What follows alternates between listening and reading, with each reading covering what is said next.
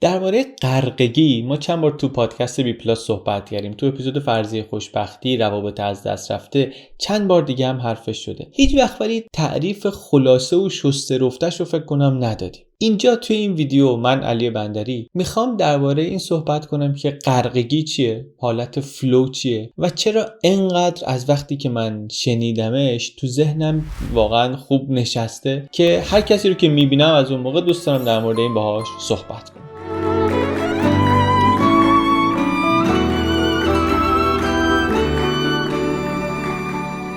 توی کتاب فرضیه خوشبختی یاد گرفتیم از جاناتان هایت که لذت و رضایت دو تا چیز مختلف هستن. اینکه بگیم از یه شرایطی ما رضایت داریم، راضی هستیم، با اینکه داریم خیلی لذت میبریم، اینا دو تا چیز متفاوتن. لذت چیه؟ لذت همونیه که خیلی شدید ممکنه باشه، در لحظه خیلی زیاد باشه، ولی بعدش شما اصلا بدت بده، انقدر غذا خوردی سیری که دیگه واقعا حرف غذا هم نمیتونی بشنوی یا بزنی. لذتش موقعی که میخوردی ولی خیلی زیاد بود. لذت یه همچی جنسی ولی دوام زیاد نداره. رضایت تعریفش همینجا شکل میگیره. اونی که میتونه با دوام باشه چیه؟ رضایت. اینجا جاشه که این مفهوم غرقگی رو معرفی کنیم. مبدعش یه آقای به نام چیکسنتمیهای. ایشون یک روانشناس مجارستانی بود. اومد گفت یه حالتی وجود داره که توش رضایت کامله و رضایت کامل آدم‌ها اینو خیلی بیشتر از لذت کامل هم دوست دارن. بعد یه حالتی هم هست که این توش دیگه ته تهشه. اون حالت اسمش حالت غرقگیه، فلو. وقتی که شما انقدر مجذوب و غرق یه کاری میشی که اصلا گذر زمان رو متوجه نمیشی. نشستی داری کار میکنی، اصلا نمیفهمی کی 3 ساعت شد، کی 4 ساعت شد، کی 5 ساعت شد. هیچ.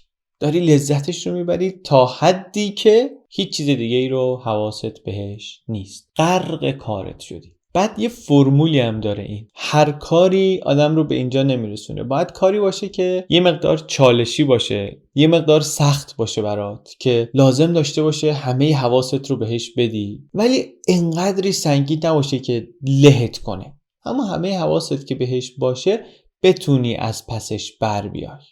این دوتا شرطهای مهمیه. همه حواستو درگیر کنه ولی لهت نکنه. این نقطه تعادل اون جاییه که غرقگی میتونه توش اتفاق بیفته. تحقیقات این آقای چیکسنتمیهای رسید به اینجا که این آدما توی این حالت انقدر بهشون خوش میگذره که این رو از ماکسیموم لذت هم بیشتر دوست دارن. حالت غرقگی رو رضایتشون توش خیلی زیاده، چون هی چالش دارن، به این چالش غلبه میکنن، چالش بعدی میاد جلوشون یه خورده پیچیده‌تره، اول سخته، بعد دوباره غلبه میکنن، پس هی پیشرفت میکنن، هی پیشرفتشون رو توش میبینن و این احساس رضایت دائما ریشارژ میشه و اون بالا میمونه. حالا این غرقگی رو، نقطه تعادل رو، فرمولش رو در آوردیم. اینو باید برداریم ببریم بذاریم تو چه فرمولی؟ تو فرمول خوشبختی که آقای جاناتان هایت بهمون داده بود. گفته بود خوشبختی مجموعه شرایط اولیه است، شرایط ژنتیکیمونه، عوامل بیرونیه و شرایط محیطیه، به اضافه یه سری فعالیت‌های خودخواسته. اون اولیه دست ما نبوده، دومیه هم عمومش دست ما نیست. یه سری فعالیت‌های خودخواسته‌ای هست. اینا رو ما اگه انجام بدیم میتونیم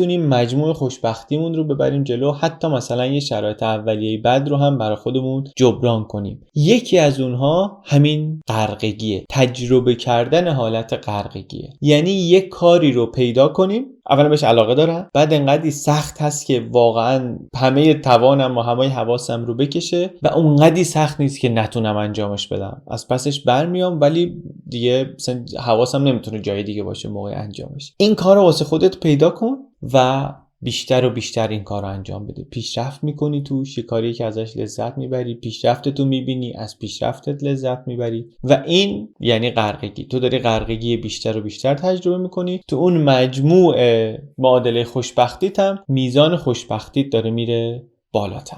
برای هر کسی هم طبیعتاً این حالت غرقگی توی یه کاری به وجود میاد دیگه. کاری که من توش به این حالت میرسم با کاری که شما بهش میرسی قطعاً فرق میکنه. نکته اینه که بگردیم این کار خودمون رو پیدا کنیم. من دیدم آدمای کتابخون، آدمای اهل فکر و مطالعه و اینا از یه همچین فعالیت‌هایی صحبت میکنن که من وقتی مشغول تحقیق هستم، وقتی دارم میخونم یه متن دقیقی رو نمیفهمم، 4-5 ساعت میره. اینجور آدما رو دیدم. آدم ورزشکارم دیدم میگه که من تو ورزش به این حالت میرسم، تو ورزش سنگین مثلا به این حالت میرسم. پیشرفت خودم رو میبینم، به خودم همش دارم فشار میارم، تلاش میکنم یه قدم برم جلوتر. همه جورش هست. هر کسی باید این رو برای خودش پیدا کنه، چون این یکی از کارهای کمیه که ما میتونیم بکنیم تا خودمون رو خوشبخت‌تر کنیم. من علی بندری هستم. این کانال یوتیوب بی پلاسه. اینجا درباره مفاهیمی مثل خوشبختی، کار، رابطه ما با کارمون و اینجور چیزا صحبت کردیم و باز هم صحبت میکنیم. اگر دوست دارید بقیه صحبت‌ها رو ببینید و خبردار بشید، سابسکرایب کنید که از دستتون نره چیزی.